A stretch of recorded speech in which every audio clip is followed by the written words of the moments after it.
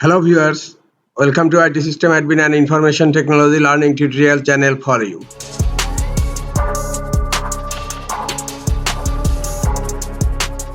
In this tutorial, I am going to show you how to turn off automatically delete files from recycle bin on Windows 11 computers. Sometimes it becomes very important for you, so don't forget to watch full video. To turn off automatically delete files from recycle bin, right click on Start menu. Click on Settings. In left pane, click on System. Scroll down. Go to Storage. Here you will find Storage Sense, and by default is turned on. Click on the arrow icon here.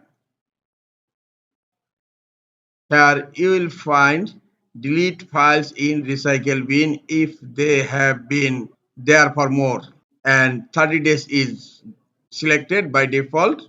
Click on the drop down menu here and select Never. Now, automatically delete files from recycle bin is turned off. This is the easiest way to turn off automatically delete files from recycle bin in Windows 11 computer. This is all for today. Hope this tutorial is helpful for you. Keep watching for next tutorial. Thank you very much.